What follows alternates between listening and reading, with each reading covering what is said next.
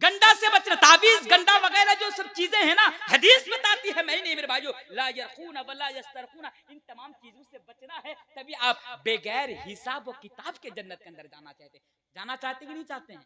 इंशाल्लाह छोड़ेंगे, छोड़ेंगे ये जो बड़ा बड़ा ताबीज जो हम लटकाते हैं बंद करेंगे इंशाल्लाह।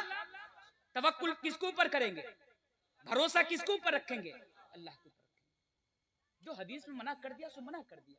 अच्छा, तीसरी चीज पर जरा गौर कीजिए, वल्लाहि यततय्यरुन, बदशगुनी का जो काम नहीं करता होगा। बदशगुनी समझते हैं? अच्छा, मिसाल देकर मैं आपको समझाता हूँ। हमारे समाज में ना आज भी ऐसा होता है, अगर मान लीजिए घर की छत के ऊपर अगर कोई कौवा, समझते ना कौवा, मेरे माँ बहन आप ज्यादा ये जहालत आपके अंदर ज्यादा पाई जाती है, आप इसको सुने। अगर बगैर हिसाब के अगर जन्नत के अंदर जाना चाहते हैं तो घर के छत के ऊपर मान लीजिए कौवा बैठकर काई काई काई काई कर रहा है, तो एक औरत और दूसरी औरत को जाकर कह रही है, यानी बोल रही है कि तेरे घर में मेहमान आने वाला है। बोला तेरे को कैसे मालूम कि मेरे घर में मेहमान आने वाला? क्या तेरे को फोन किया? वो औरत भी शक में पड़ जाती है कि भाई मेरा दामाद आने वाला है तो इसको कैसे पता? वो भी शक में पड़ जाती है। बोला तेरे को कैसे मालूम कि मेरे घर में मेहमान आने वाला है? बोला तू नहीं देख रही है कि तेरे घर की छत के ऊपर कौवा काई काई कर रही? काई काई, अगर कौवा बोले तो कहता है मेहमान आने वाला। अगर उल्लू, उल्लू उसको आप लोग बंगला में प्याचा बोलते हैं, प्याचा। अगर आज भी ये जहालत मौजूद है मुसलमानों के अंदर, दाढ़ी पक गई, बाल पर, 4 बच्चे की माँ, 5-16 बच्चे की माँ, नमाज पढ़ पढ़ के पेशानी पर यानी निशानी आ गई, लेकिन आज भी उसके अंदर ये जहालत मौजूद है मेरे भैया, आज भी मौजूद है। उल्लू प्याचा अगर वो बोल जाए तो कहती है कि घर में किसी की मौत होने वाली है। लोग भी सोचते हैं भाई किसकी मौत होगी? भाई तेरे को कैसे मालूम कि मेरे घर में किसी की मौत होने वाली है, किसी का इंतकाल होने वाला है? कहता है तेरे घर में प्याचा बैठकर बोल रहा है। आज जहालत का यह आलम है मेरे भाई, बंद करना इसको, बदशगुनी इसी को कहते हैं। और एक मिसाल मैं आपको देकर जाना चाहता हूँ। अभी जो मेरा ड्राइवर है, अभी ये तो मुस्लिम है, ये मेरे साथ 5-6 साल से अभी ये रह रहे हैं। पहले 5-6 साल पहले की बात कर रहा हूँ, झारखंड में मेरा एक प्रोग्राम था, शेख भी झारखंड के ही। तो वो जो राजमहल घाट होके मुझे आना था, तो वहां से लॉन्च तब खुलती थी लगभग वही 5:30 या इस तरह लॉन्च खुलती थी वहां से। मैं वक्त नहीं आ रहा, 6 बजे से पहले थोड़ा, तो मैं चाह रहा था कि सबसे पहली वाली लॉन्च पकड़ लूं। तो मैं उधर से आ रहा था, तो अब आपको मालूम कि जब उधर से आता हूं तो बिल्कुल खाली होता है रास्ता, इधर उधर घर नहीं होता है तब। तो आ रहा था, तो आते आते एक जगह पर मैं पीछे सो गया, तो अचानक मेरी आंख खुली, अचानक मेरी आंख खुली। तो मैं देख रहा हूँ कि वो पहले नॉन मुस्लिम था, वो पहले नॉन मुस्लिम था। तो देख रहा हूँ कि वो गाड़ी से उतर कर वो जो पूजा पाठ कर रहा है। मैं सोच रहा हूँ भाई इतनी रात को ये गाड़ी से उतर कर क्या कर रहा है? मैंने फिर उतरा, कहा भाई तू क्या कर रहा है यहाँ पे इतनी रात को? आसपास कोई नहीं, इतनी सुबह होने को है, लेकिन चारों तरफ अंधेरा है और तुम यहाँ पे खड़े होकर क्या कर रहे हो? तो कहता मौलवी साहब सामने से बिल्ली रास्ता काट गई। मैंने कहा बिल्ली रास्ता काट गई तो क्या हुआ? बोला अगर इसी तरह अगर आगे जाएंगे तो एक्सीडेंट होने का खतरा है। नऊजुबिल्लाहि मिन ज़ालिक। ये सिर्फ उन लोगों, मुसलमानों के अंदर भी अकीदा पाया जाता है, मुसलमानों के अंदर भी ये हालत मौजूद है कि अगर रास्ते से बिल्ली चली जाए तो कहते हैं कि साहब आगे मत बढ़ो क्योंकि एक्सीडेंट होने का क्या खतरा है। मेरे भाइयों, ये जो इस तरह की जितनी भी चीजें हैं ये जहालत है, ये बदशगुनी है। और नबी कहते हैं वला यततय्यरून, अगर तुम ऐसा नहीं करते होगे तभी तुम जन्नत के अंदर जाओगे। अच्छा, और एक मिसाल देकर समझाना चाहता हूँ आपको, और एक मिसाल सुन लीजिए। आप लोग मेरा कितना साथ दीजिएगा, बोले कितनी देर तक? क्योंकि मेरे पास 1 बजे तक का टाइम है ना सर, 1 बजे तक का टाइम है, 12:30 बजने को है। देखते देखते 1 घंटा खत्म, बस अब आधा घंटा का टाइम है। अगर आप लोग और साथ देंगे तो इंशाल्लाह मैं और आधा घंटा बढ़ा दूंगा इंशाल्लाह। इंशाल्लाह तो सुनिए, थोड़ा डिटेल्स में बता के जा रहा हूँ। तो हमारे बिहार में आज जो चैनल वाले आए ना, हमारे बिहार से, हमारे घर से 1 किलोमीटर की दूरी पर उनका घर है, वो जानते हैं, पूछ लीजिएगा, अगर मैं झूठ बोल रहा हूँ उनसे पूछ लीजिएगा आप। ये बदशगुनी, इस तरह की जितनी भी चीजें आप सुनिए, मैं आपको समझाने के लिए, आप लोगों को समझाने के लिए मिसाल देके बयान कर रहा हूँ। हमारे उधर क्या होता है, कुछ औरतें हैं ना एक जगह गोल होकर बैठ जाती है, कुछ औरतें एक जगह गोल होकर बैठ जाती है। अब मान लीजिए उन औरत में से एक औरत का नाम है पिंकी, नाम भी तो ऐसे रखते हैं ना, पिंकी, मुन्नी, चुन्नी, पुन्नी, अल्लाह जाने क्या क्या नाम रखते हैं। भाई नाम भी सही तरीके से रखा करे अपनी औलाद का, क्योंकि नाम का असर भी बच्चों के ऊपर पड़ता है, आपको मालूम नहीं है। नाम का असर भी पड़ता है बच्चों के ऊपर। अच्छा, तो एक औरत है, सुनिए, वो प्रेग्नेंट है, गर्भवती है, यानी वो पेट से है, कुछ दिनों के बाद बच्चा पैदा होने वाला है। तो उसकी एक सहेली क्या करती है, सामने में बाली रख देती है, रेत बाली समझते हैं ना, जो घर बनाते हैं, बाली चुनाई करने का जो काम आता है, तो ये सामने में बाली रख देती है। और बाली रखने के बाद सर से एक जूई निकालती है, जूई जिसको बंगला में उकुन या ढाला बोलते हैं, वो जूई उकुन वो निकालती है। और निकालने के बाद उस बाली के अंदर छोड़ देती है, अंदर कर देती है।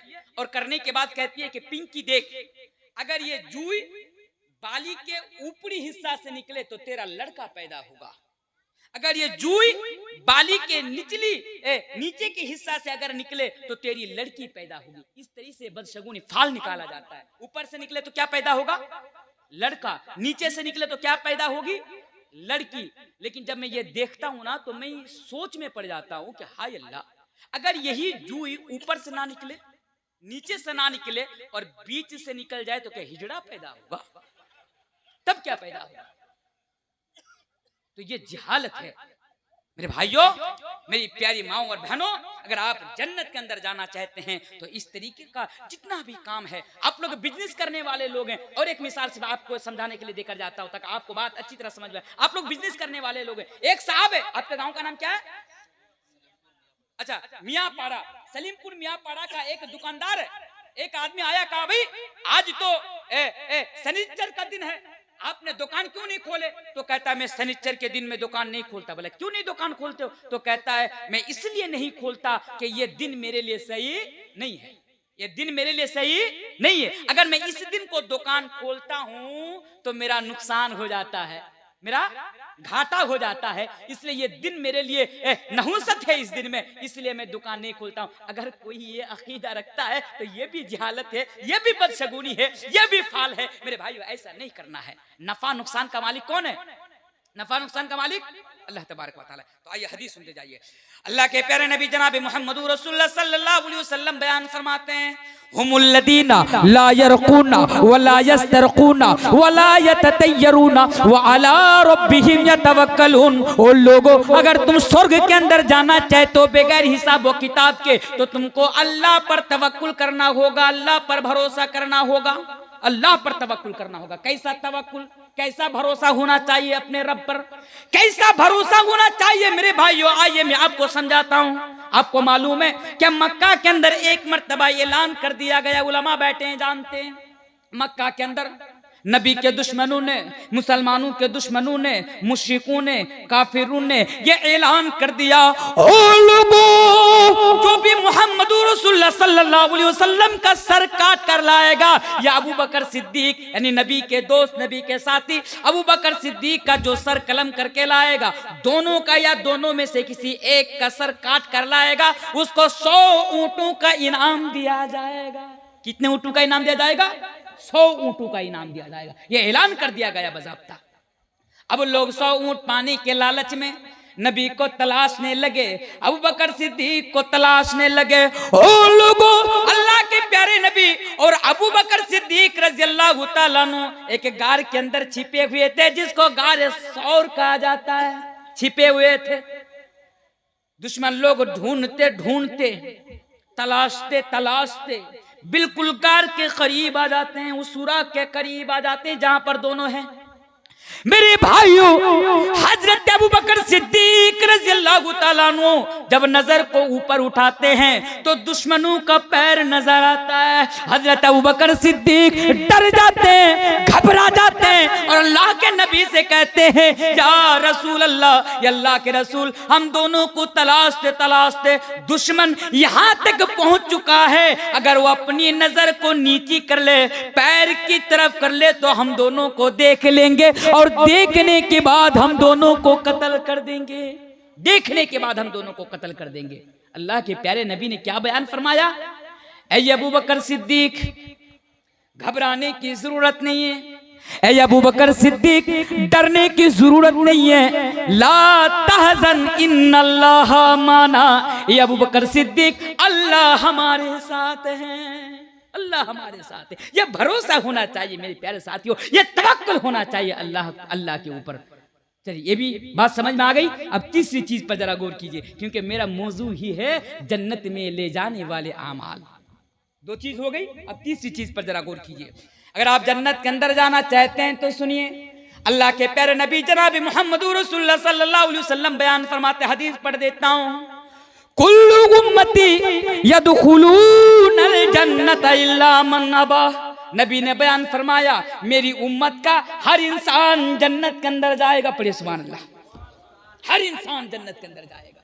आप भी जन्नत के अंदर, मैं भी जन्नत के अंदर, शेख भी जन्नत के अंदर, शेख भी जन्नत के अंदर, सारे लोग जन्नत के अंदर चले जाएंगे। सारे लोगों को आप यहाँ पर जमा कर लीजिए। मैं नहीं, हदीस बयान कर रही है। हदीस पर जरा गौर कीजिए, हदीस के अल्फाज पर जरा गौर कीजिए। अल्लाह के प्यारे नबी बयान फरमाते हैं, कुल्लु उम्मती यदखुलूनल जन्नत इल्ला मन अबा।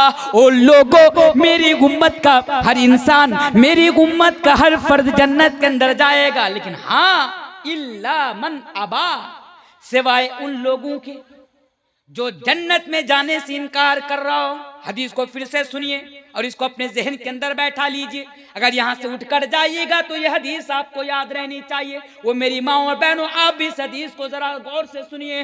नबी बयान फरमाते हैं, हर इंसान मेरी उम्मत का जन्नत के अंदर जाएगा, सिवाय उन लोगों के जो जन्नत में जाने से इनकार कर रहा हो, यानी जो जन्नत में जाना ही नहीं चाहता हो। अब बताइए वो कौन सा ऐसा बदनसीब इंसान है जो जन्नत में नहीं जाना चाहेगा? है कोई ऐसा इंसान? ढूंढने पर मिलेगा? मिलेगा? नहीं मिलेगा। लेकिन नबी कहते हैं इल्ला मन अबा, सिवाय उन लोगों के जो जन्नत में जाने से इनकार कर रहा हो।